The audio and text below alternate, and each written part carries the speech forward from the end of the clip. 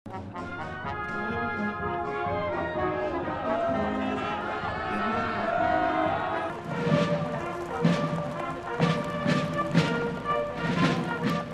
উপলক্ষে আমন্ত্রিত অতিথি হিসেবে ফ্রান্স সফরে যুক্তরাষ্ট্রের প্রেসিডেন্ট জো বাইডেন শনিবার প্যারিসের এলিসি প্রাসাদে ফরাসি প্রেসিডেন্ট ইমানুয়েল ম্যাক্রোর সঙ্গে বৈঠকে বসেন মার্কিন প্রেসিডেন্ট। বৈঠকে দুদেশের নিরাপত্তা ইস্যুতে অংশীদারিত্বমূলক সহযোগিতা জোরদার এবং বাণিজ্যিক উত্তেজনা কমানোর লক্ষ্যে আলোচনা করেন এই দুই নেতা। পরে সস্ত্রীক বাইডেন অংশ নেন ম্যাক্রো আয়োজিত একটি নৈশভোজে।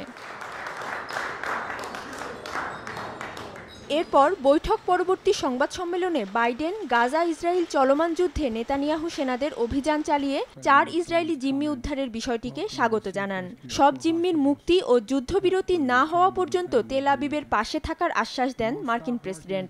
একই সুরে কথা বলেন ফরাসি প্রেসিডেন্টও। ইউরোপীয় ইউনিয়নের পাশে থাকার জন্য বাইডেনকে ধন্যবাদ দেন তিনি। যদিও মধ্যপ্রাচ্যের বিরোধ নিরসনে একসঙ্গে কাজ করার প্রত্যয় ব্যক্ত করেন দুই নেতা।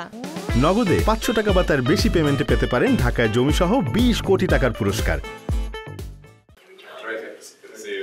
শুধু তাই নয়, এদিন চলমান রাশিয়া ইউক্রেন যুদ্ধ প্রসঙ্গেও মন্তব্য করেন জো বাইডেন।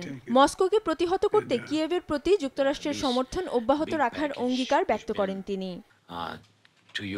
অধরা শ্রেয়সী অথই, সময় সংবাদ।